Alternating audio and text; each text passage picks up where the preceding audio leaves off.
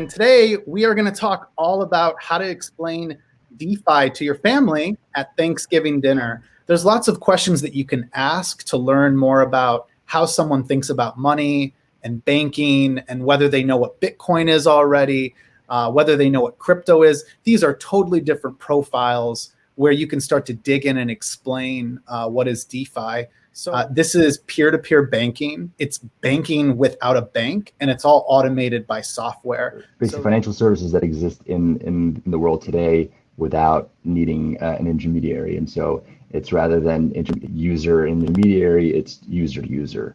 Well, initially it started with, I guess, Maker's one of the earlier ones where it's just borrowing against your own collateral.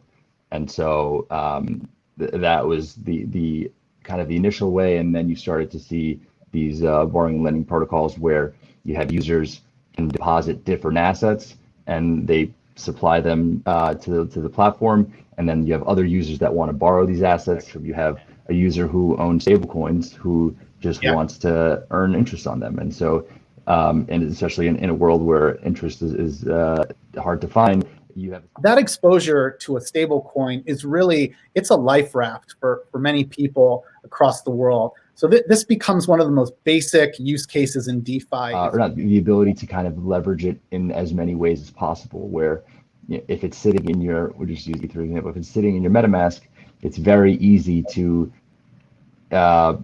use it directly in almost every protocol, or basically everything. Whereas with CeFi, you're limited to the options that are provided by that platform. And oftentimes, even just moving it off the platform, you need, because it's you're not custodying it, you have to have 2FA, you have to link it to an email, you have to go through KYC to remove withdrawal limitations, and it becomes a lot less fluid and a lot more limited, I think, on the centralized platform.